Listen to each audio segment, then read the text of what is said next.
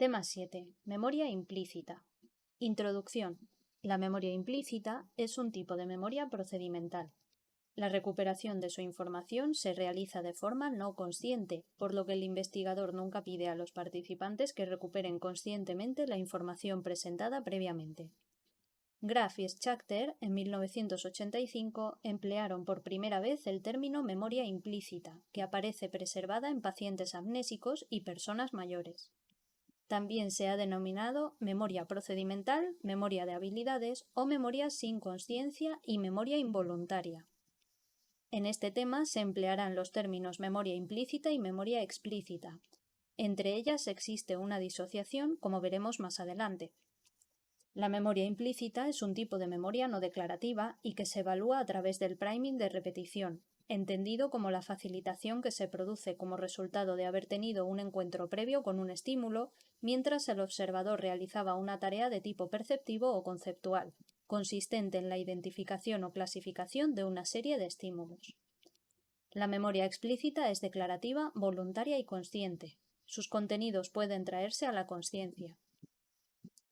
¿Qué es la memoria implícita? Tulving en 1985 clasificó la memoria a largo plazo en memoria episódica, semántica y procedimental, como ya se ha visto, y poco después Squire en 1987 distinguió entre memoria declarativa, episódica y semántica y procedimental. La memoria procedimental incluye destrezas motoras, condicionamiento clásico, priming y otros fenómenos. Definición de memoria implícita. Es un tipo de memoria a largo plazo que no requiere recuperación intencional de la experiencia previa. Para evaluar la memoria implícita se utilizan pruebas indirectas, incidentales o automáticas. El paradigma más utilizado para estudiar la memoria implícita y la memoria explícita consiste en: primero, en la fase de estudio, que es exponer a los participantes a ciertos estímulos como palabras, pseudopalabras, dibujos, objetos, olores o sonidos para realizar una tarea. Luego, de manera incidental, el experimentador presenta los estímulos de la fase de estudio aleatoriamente junto con otros nuevos. Después vendría la fase de prueba 1, que se pide a los participantes que traten de recordar si los estímulos eran nuevos o antiguos. Y por último, la fase de prueba 2, que la tarea realizada tiene un carácter incidental. Se dice que existe memoria implícita cuando los participantes responden más rápidamente a los estímulos antiguos que a los nuevos. Priming. En inglés significa la influencia que tiene un estímulo presentado previamente sobre la actuación posterior. Existe priming inhibitorio o negativo. El priming de repetición consiste en la mayor facilidad en cuanto a precisión de respuesta mostrada con los estímulos que se han presentado previamente, repetidos, frente a los que no se presentaron antes. La existencia de priming indica que existe memoria implícita porque la persona manifiesta la influencia de una experiencia previa sin que sea consciente de ello. A finales de los 80 y principios de los 90, la investigación mostró la existencia de la memoria implícita, no consciente, tanto para estímulos familiares como no familiares. Además, se sabe que el priming no es específico de la modalidad, porque la investigación mostró que la facilitación con la repetición se mantenía cuando se cambiaba la modalidad a la que se presentaban los estímulos. Priming perceptivo y priming conceptual. El priming perceptivo se basa en la forma y o estructura de los estímulos. Es más fuerte cuando los mismos estímulos se presentan en la fase de estudio y en la fase de prueba de memoria. Pero también existe priming intermodal, cuando la estructura del estímulo se mantiene de una fase a otra del experimento. El priming conceptual se basa en el significado, como en el caso de las palabras pertenecientes a la misma categoría, doctor, enfermero o silla, mesa. ¿Por qué el interés en estudiar la memoria implícita? Por la persistencia temporal del priming como medida de la memoria implícita, que es de larga duración y resistente al olvido, mientras que la memoria explícita decae. Los pacientes amnésicos actúan como personas sanas en pruebas de memoria implícita, porque la memoria implícita se mantiene con la edad y la episódica decae, y el priming se produce para estímulos presentados a otras modalidades sensoriales diferentes de la visión y la audición. La memoria implícita resiste bien el paso del tiempo. Jacobi y Dallas, en 1981, utilizaron 3 intervalos temporales diferentes entre la fase de estudio y la fase de prueba de memoria. Sin retraso, 15 minutos de retraso y 24 horas de retraso. El priming no disminuyó con el aumento del intervalo de retención, mientras que la memoria explícita evaluada con la prueba de reconocimiento antiguo-nuevo disminuyó significativamente en función del intervalo. Tulvin, Schachter y Stark en 1982 extendieron el intervalo de retención a una semana. La memoria implícita no se deterioró. Esta persistencia de la memoria implícita existe también para estímulos pictóricos. Mitchell y Brown, en 1988, utilizaron objetos familiares y encontraron que la memoria implícita se mantuvo constante en un intervalo de retención de hasta 6 semanas. Cuando el sistema perceptivo al que se presentan estímulos es otro distinto de la visión o de la audición, también existe persistencia en el tiempo de los contenidos de la memoria implícita.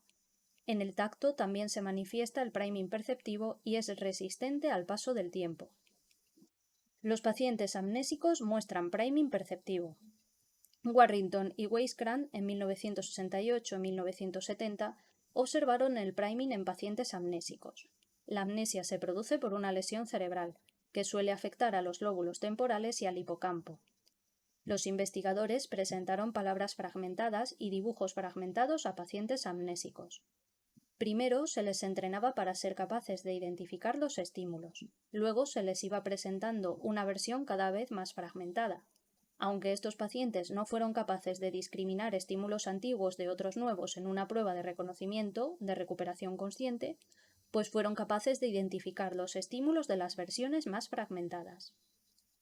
El priming no disminuye con la edad, es decir, la memoria implícita permanece constante incluso en edades avanzadas.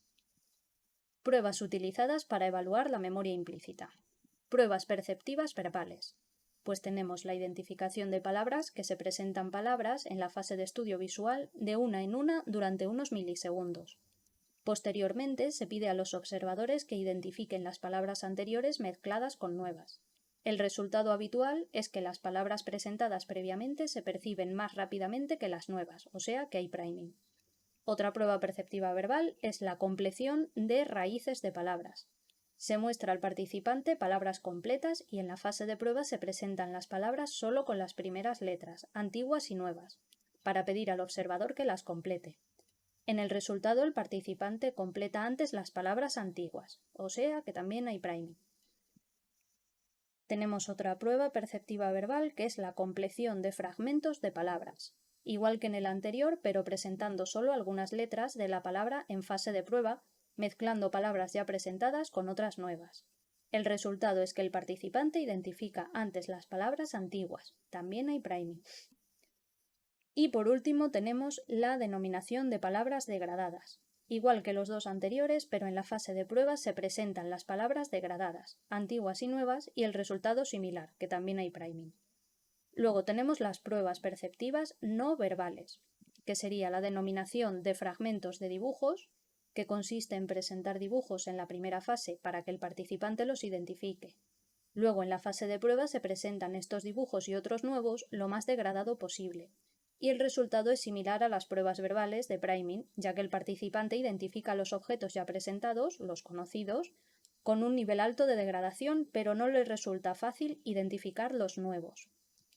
Tenemos también la tarea de decisión sobre la posibilidad o imposibilidad del objeto, que se presentan sucesivos dibujos de objetos y el participante debe tomar la rápida decisión de decir si es un objeto posible o imposible. Se muestra que hay priming cuando el nivel de respuestas correctas es superior para los estímulos presentados previamente, como en las pruebas anteriores. La tarea de decisión del objeto, que se presentan dibujos durante milisegundos y el observador ha de decidir si se trata de un objeto o no. Pruebas perceptivas auditivas. Tenemos la identificación de palabras degradadas, que se presentan palabras y en la fase de prueba se presentan sobre un fondo de ruido para su identificación, y la compleción de raíces de palabras presentadas verbalmente, que se trata de una presentación auditiva de palabras. Luego se presenta solo el inicio de cada palabra para que el observador las complete. Pruebas perceptivas ápticas, de tacto activo.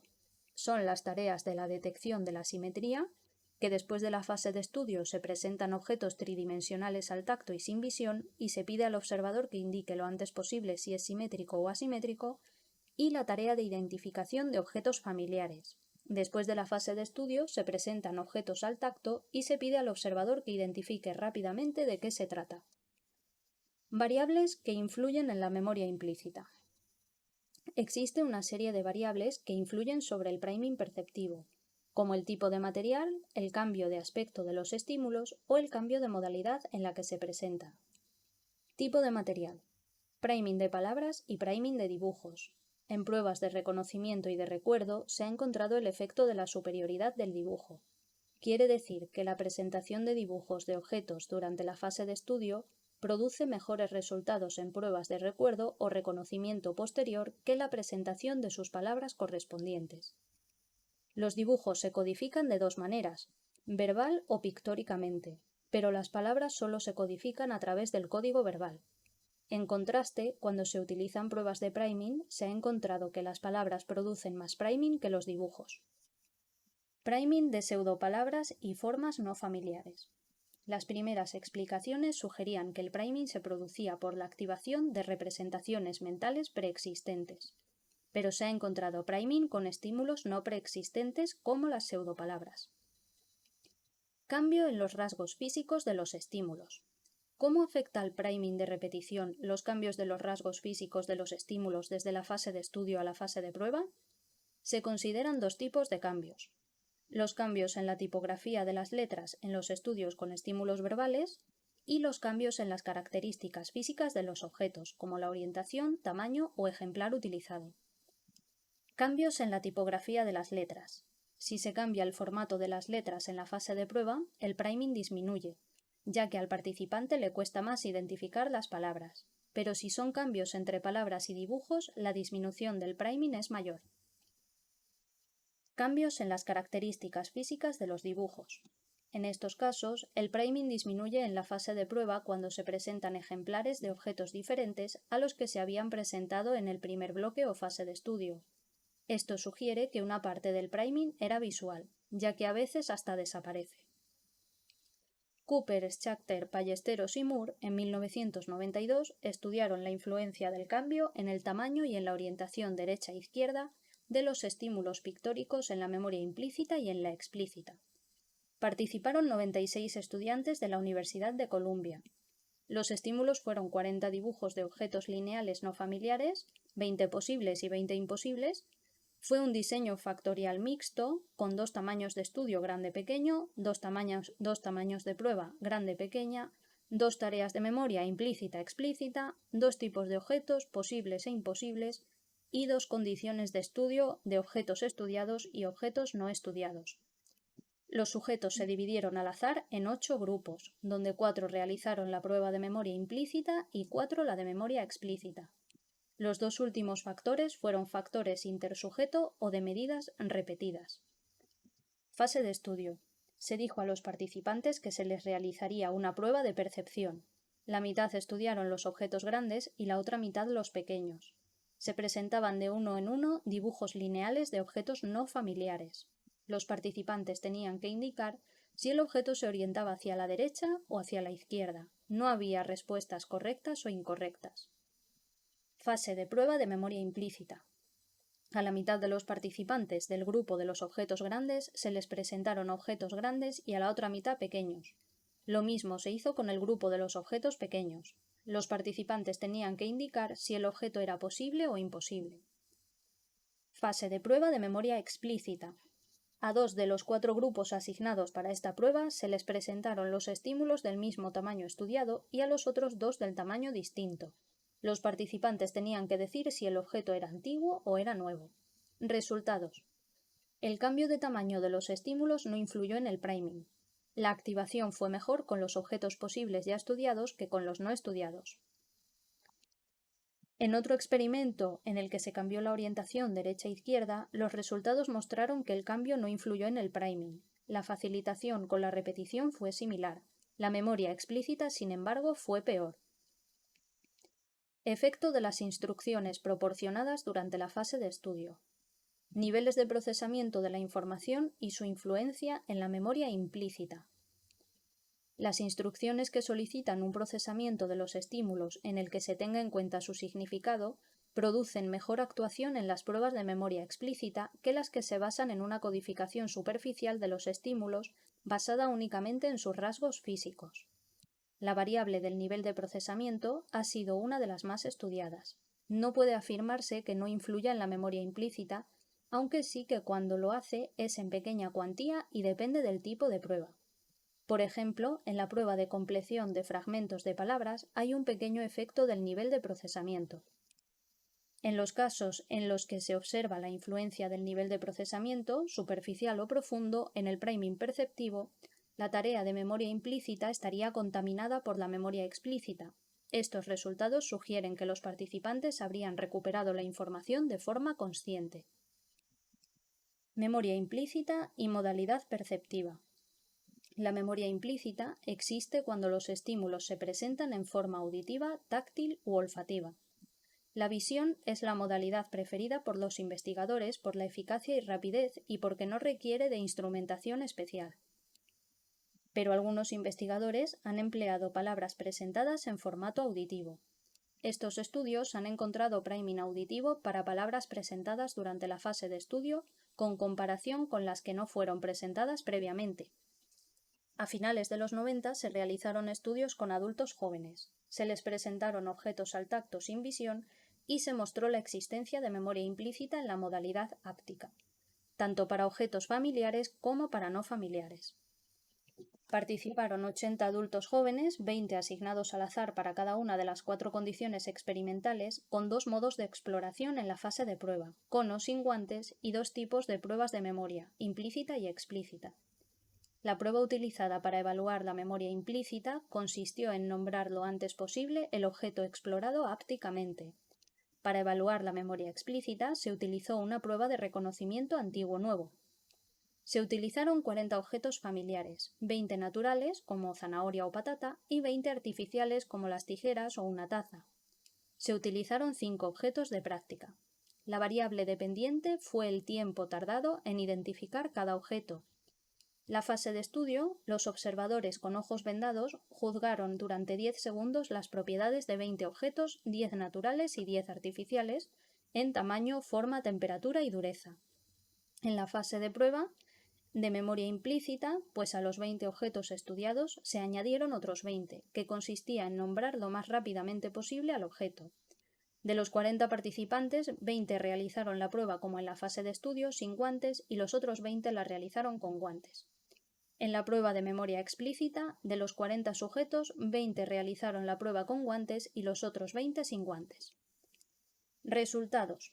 La memoria implícita de objetos presentados al tacto resultó significativa en todas las condiciones, mostrando priming robusto, tanto con guantes como sin guantes. El resultado explícito fue excelente, media del 90% correcto. El modo de exploración fue significativo. El reconocimiento con guantes fue peor 84% que sin guantes 94%. Discusión. Los resultados muestran la existencia de memoria implícita háptica. Es posible que la información cinestésica proporcionada por las manos durante la exploración sea suficiente para activar las representaciones implícitas de los objetos. Los mecanismos cutáneos no son demasiado importantes en la memoria implícita, aunque sí parecen serlo en la explícita. Memoria implícita intermodal. Los resultados obtenidos han mostrado que el priming se reduce y a veces desaparece con el cambio de modalidad. Podría deberse a la falta de solapamiento entre claves perceptivas, sonidos, letras, formas, tamaños. Reales y Ballesteros, en 1999, se preguntaron qué ocurriría si en vez de utilizar palabras se utilizaran objetos familiares y se presentaran en 2 modalidades perceptivas adaptadas para procesar la forma y la estructura de los objetos, por ejemplo, la visión y el tacto. Las razones de esta pregunta son: ¿existe solapamiento entre la estructura del objeto percibida a través de la visión y el tacto? ¿Los objetos se reconocen fácilmente a partir de sus rasgos estructurales? Y tacto y visión son 2 modalidades muy eficientes en la percepción tridimensional. El objetivo de su investigación fue poner a prueba la hipótesis de que el priming no era específico de la modalidad perceptiva. Los resultados del experimento confirmaron la hipótesis. Mostraron la existencia de priming intermodal, visión-tacto y tacto-visión, equivalente al priming intramodal, visión-visión y tacto-tacto. priming intermodal e intramodal de objetos presentados a la visión y al tacto. 48 observadores, 12 en cada una de las 4 condiciones que se obtienen de combinar 2 modalidades de estudio con las 2 pruebas de memoria, 2 intramodales, visión-visión y tacto-tacto, y 2 intermodales, tacto-visión y visión-tacto. Los materiales utilizados fueron 60 objetos familiares. 30 objetos se presentaban en la fase de estudio, 15 en la condición de codificación superficial, valorar del 1 al 5 el volumen, y 15 en la condición de codificación profunda, generar una frase con el objeto. Los otros 30 se añadieron a los anteriores en la fase de prueba de memoria. Para presentar los estímulos se utilizó un taquitoscopio de objetos tridimensionales, visuales y ápticos. Fase de estudio. Se presentó a cada participante de 1 en 1 30 objetos familiares visual y ápticamente. Luego se hacía una tarea distractora. Fase de prueba de memoria. De manera incidental, los participantes tenían que nombrar rápidamente el objeto visual o áptico. 30 objetos eran los de la fase de estudio, 15 de codificación superficial y 15 de codificación profunda, y otros 30 eran objetos nuevos. La variable dependiente era el tiempo de respuesta. Y apenas hubo errores. Resultados. La transferencia entre modalidades fue completa. El priming evaluado a través de la prueba de identificación rápida de objetos fue significativo y similar en visión-visión tacto-tacto y en visión tacto-tacto-visión. El tipo de codificación superficial o profunda no influyó en el priming. Las pruebas de memoria explícita, el recuerdo y reconocimiento, están muy influidas por las instrucciones que se proporcionan a los observadores durante la fase de codificación. Las instrucciones que requieren el procesamiento profundo o significativo de los estímulos producen mejor actuación. Como las pruebas de priming perceptivo utilizadas para evaluar la memoria implícita se basan precisamente en rasgos físicos, se espera que el tipo de codificación de los estímulos, superficial o profundo, no influya en el priming, o en poca medida. Los primeros estudios sobre priming de Jacobi y Dallas en 1981 mostraron que la manipulación de la variable nivel de procesamiento no influía en el priming evaluado con una tarea perceptiva de identificación de palabras, pero tenía un gran efecto en el reconocimiento explícito, reconocer palabras antiguas o nuevas. La variable nivel de procesamiento no se puede decir que no influya en el priming, pero lo hace en pequeña cuantía. Memoria implícita y atención. ¿Es realmente automática la memoria implícita? Se ha supuesto que la memoria implícita no depende de la atención durante la codificación del estímulo. Parkin y Rousseau, 1990, realizaron un estudio con dibujos fragmentados de objetos familiares. La mitad de los participantes tuvieron que atender a la vez a los dibujos y a tonos de 3 niveles de intensidad, doble tarea. La otra mitad realizaron solo la tarea de atención a los dibujos. Al día siguiente, todos los participantes hicieron la prueba de identificación de dibujos. También realizaron una prueba de reconocimiento antiguo-nuevo. Los autores encontraron que la memoria implícita fue similar en las 2 condiciones. Sin embargo, los participantes en la condición de doble tarea actuaron peor en la prueba de recuerdo libre que los de tarea única. Vistos estos resultados, los autores señalaron que las pruebas de priming perceptivo son independientes de la atención, pero los resultados no parecen concluyentes. La atención selectiva es necesaria para la recuperación episódica. Con respecto a la memoria implícita, un número creciente de estudios sugiere que no es independiente de la atención. En estudios de laboratorio de psicología de la memoria de la UNED se comprobó la influencia de la atención selectiva durante la codificación del estímulo sobre la memoria implícita y explícita en adultos jóvenes, en niños normales de entre 8 y 10 años y con déficit de atención y en mayores sanos y con demencia tipo Alzheimer. Procedimiento. Presentar en cada ensayo 2 dibujos lineales solapados de 2 objetos familiares. La tarea consistió en nombrar rápidamente el objeto en verde, el atendido. El objeto azul era el no atendido. Tras diferentes retrasos, inmediato 5 minutos, 1 hora, 1 día y 1 mes, los participantes realizaron de manera incidental una tarea de memoria implícita identificando dibujos incompletos en 8 niveles de fragmentación, comenzando por el más fragmentado hasta que la respuesta fuese correcta. Luego realizaron una prueba de memoria explícita, de recuerdo libre. Los resultados. En adultos jóvenes, los objetos atendidos durante la fase de codificación se identificaron en todos los retrasos a nivel más fragmentado que los objetos no atendidos. Varios estudios han mostrado que la atención selectiva mejora ambos tipos de memoria, la implícita y la explícita. Pero mientras no existe memoria explícita para los estímulos no atendidos, sí que existe memoria implícita para los estímulos atendidos, aunque no para los no atendidos o es baja. La memoria implícita para los estímulos atendidos permanece después de un mes. La memoria implícita para los estímulos no atendidos desaparece en un mes. En niños de tercero y quinto curso, normales y con déficit de atención, se realizó un estudio presentando dibujos solapados. Luego se realizó una tarea distractora. Se evaluó la memoria implícita con compleción de dibujos y la memoria explícita con reconocimiento antiguo-nuevo.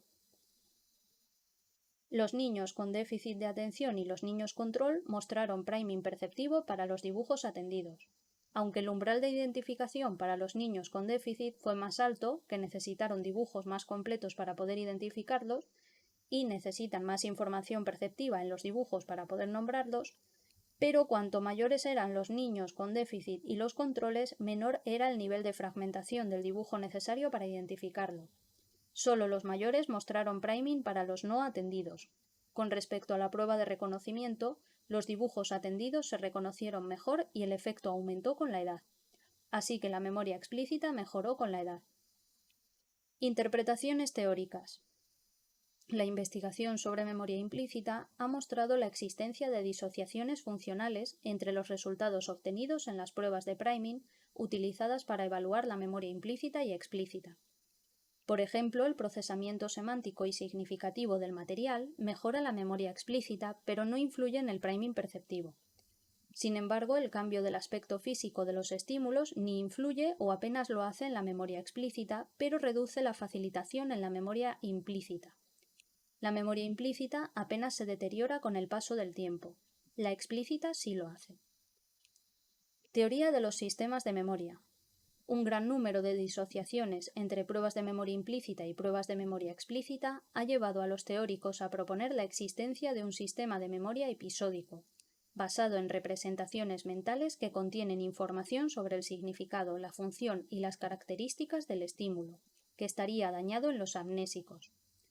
El otro sistema de memoria sería el sistema de memoria perceptual presemántico, en el que estaría representada la información sobre la estructura de los estímulos. Teorías basadas en el procesamiento. Los teóricos del procesamiento enfatizan los procesos de codificación y recuperación en lugar de hacerlo en los sistemas de memoria o su localización en el cerebro. Recordar, igual que percibir, es un proceso activo que depende del juego dinámico de las claves en el ambiente externo o interno y de la información que ha sido procesada previamente por el sistema cognitivo. Las pruebas de memoria explícita dependen del significado de los estímulos, mientras que las pruebas implícitas están guiadas por los datos, es decir, por las propiedades físicas del estímulo. Pero este enfoque no explica por qué los amnésicos actúan de forma comparable a las personas sanas en pruebas implícitas. También ignora el papel de la conciencia. Las mayores críticas a la postura del procesamiento argumentan que cada vez que los resultados salgan de acuerdo con la predicción, se dirá que los sujetos estaban utilizando el procesamiento apropiado, mientras que si los resultados no son los esperados, se dirá que es porque algunos sujetos usaron otro tipo de procesamiento. Sería difícil explicar los resultados que se derivan de la pérdida total de memoria episódica sin recurrir a la existencia de almacenes de memoria independientes y separados. Y hasta aquí el tema. Nos vemos en el siguiente vídeo. ¡Chao!